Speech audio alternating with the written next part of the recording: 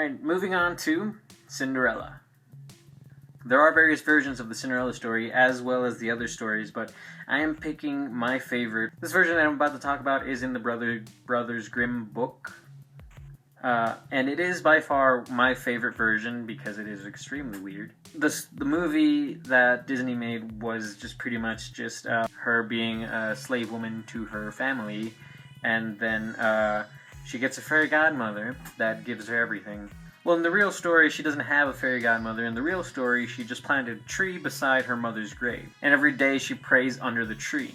In the movie, she only has one specific dress that she wears, but in the story, there are 3. And these 3 she finds under the tree whenever she needs it. The Disney movie also depicts that she is helped a lot by mice, but in the real story she is helped mainly by birds, which in my opinion is a lot cooler because mice can only be on the ground and then get eaten by a bird. A bird eats the mice and then can fly. Now in the movie they don't really say why Cinderella lost her glass slipper, but in the story they do. In the story the prince had actually covered the stairs in pitch to make Cinderella stick to them, but he only managed to get her shoe to stick to them. Now, when he does arrive finally to the house where he believes Cinderella is located in, the shoe was specifically molded to Cinderella's foot, so she probably is the only one that can fit into it. Comfortably, at least, So, as we all know, the story goes that first it's one of the stepsisters and the second one, and then it's eventually Cinderella. When the first one goes up, her toes don't quite fit into the shoe. The stepmother comes by, handing her a knife and says, "Cut off your big toe," telling her that when she's queen, she won't need to walk anywhere. So, stepsister said, "Well, yeah." She cuts off her toe, and the prince immediately proceeds to leave with her.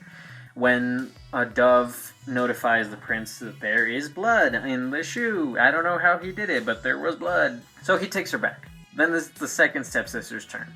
This one can fit her toes in perfectly, but can't get her heel in. Pretty sure you guys know where I'm going with this. The stepmother comes around again with another knife, or with the same knife, I don't know, and tells her to cut off her heel, because when she's queen, she won't need to walk anywhere. So the stepsister does as she's told, and again the little dove notifies the prince on their way home that there's blood in the shoe. He comes back and eventually gets to Cinderella. She wears the shoe and then everything's fine. So at this point, the stepsisters say, "Hey, she's gonna be queen. Let's be nice to her." So they attend her wedding. But what they didn't see coming was the fact that the birds were gonna eat their frickin' eyes out. Yeah, the birds pecked their eyes out at the wedding. Yep. Now finally, The Little Mermaid. Now this one, Disney did do an okay job at following the storyline, but I feel like if they released the real story, it would scar a lot of kids forever. Now in the story, yes, the Little Mermaid does see the shipwreck, and she does save the prince from drowning and everything, and she does see him and she does fall in love with him, but the prince doesn't see her.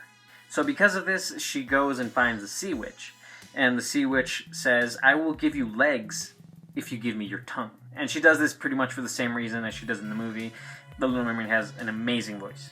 The storyline is pretty much the same after that, almost. She can keep her legs as long as she does find true love's kiss. And the prince has to fall in love with her and marry her. Pretty much like in the movie, right? But the thing that they change is that in the movie, if Ariel didn't find the true love that she was looking for, she would simply just turn into a mermaid, go back into the sea, live happily. In the story, she dies. Yeah, I'm not making this up. In the story, if she didn't get married to the prince, she dies. One thing that Disney also left out is that the penalty for having legs as a mermaid is that every step feels like you're walking on shards of glass. Man, she must really love this guy. So first, everything seems like it's going great, everything is amazing, it's going to plan, but then the prince ends up marrying someone else, someone that he thinks saved him in the shipwreck. Remember, he didn't see who saved him, so you can't blame him. He's only going off of what he has, which is the knowledge that a woman saved him.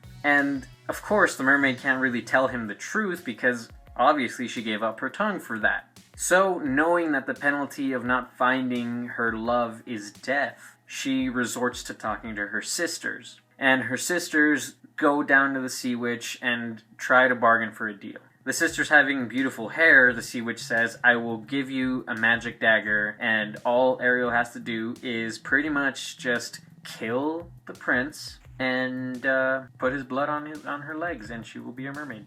But being a wicked witch, she actually had to have some kind of payment, and the payment she chose from the sisters. Remember a few seconds ago I said that the sisters had beautiful hair?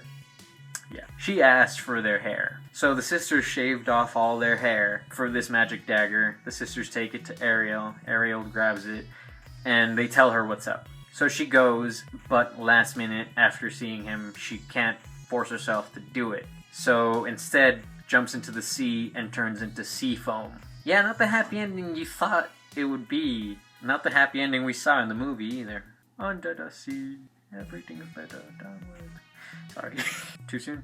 Anyways, you guys, that is it for today. Obviously, there were a lot of other fairy tales that I didn't get to mention in this video. If you wanted to read some of these for yourself, I will be linking the pages that I found these on down below. Alright guys, don't forget to leave a like and a comment and subscribe, share the video, and I will see you guys in the next video. Bye.